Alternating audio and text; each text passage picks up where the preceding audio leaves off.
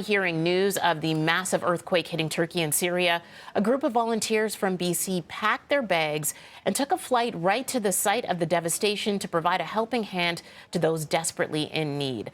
The Burnaby Usar team are back in Canada, and one of the team members who went to Turkey is joining us now. Shawn Mohammed, thank you so much for joining us this morning.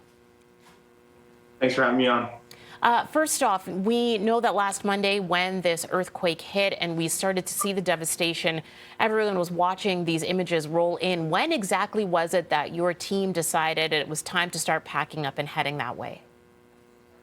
Well, we always know time's the enemy during these types of incidents. So as soon as we caught news of the information that was happening in Turkey, we reached out immediately to the consulate here located in Vancouver, and immediately started making arrangements to see if we can offer help. And we heard back immediately. And the Turkey government, along with our deployment officer, got the ball rolling, and we eventually started mobilizing and getting our gear on a plane, and we were out quite quickly.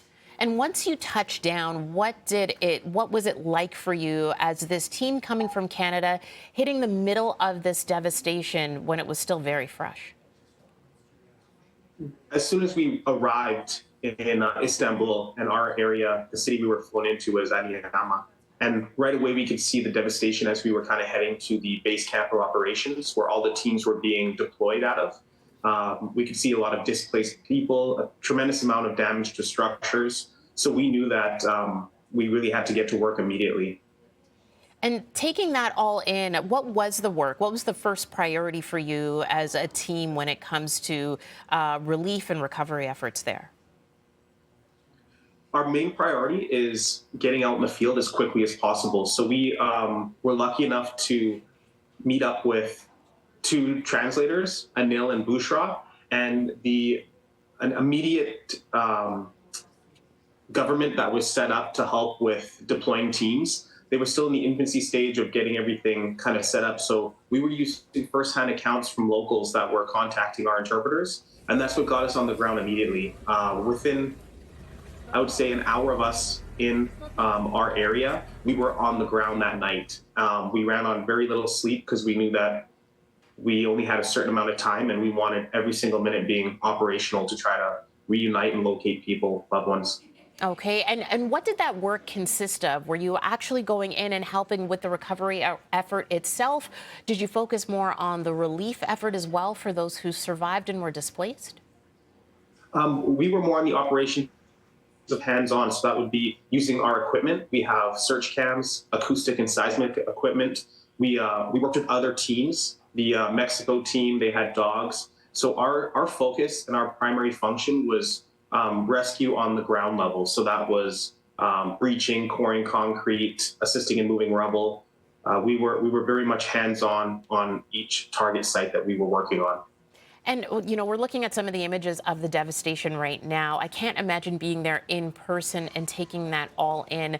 As someone who touched down and watched some of these rescue efforts, some of these people being pulled out alive, some people, of course, losing family and loved ones to this. What was it like for you on a personal level, Shawn? You just really have a tremendous amount of empathy, and that's what drives us to really make the most out of our time there. There's a tremendous amount of pain, and the Turkish people definitely have a long road ahead of them for recovery. So when we were there seeing it firsthand, it just really allowed us to focus our efforts on doing the most we can with the time we had there. Now, you couldn't stay too long. You were there for about a week, but of course, you need to save some of your resources as well.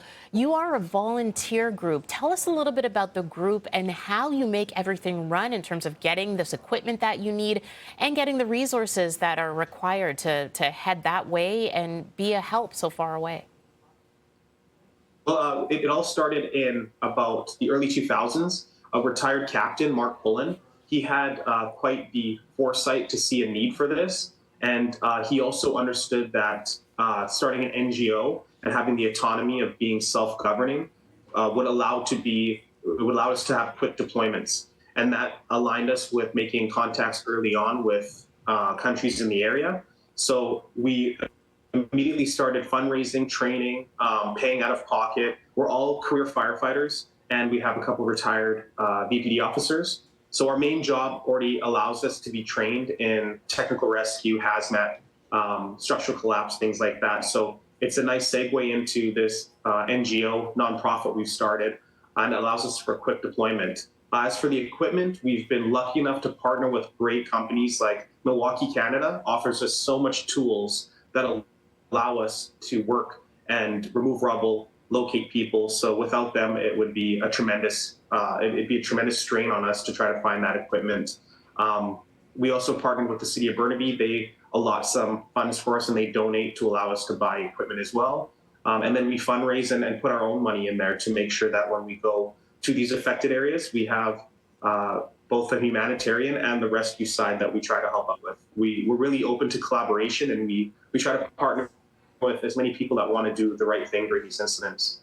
All right, Shawn, thank you so much for that. If you want to take a look at and get more information on the Burnaby Usar team, of course, you can head to their website and help out any way that you can. You got a hero's welcome when you returned home as well. Well deserved. Thanks, Shawn. Thank you very much.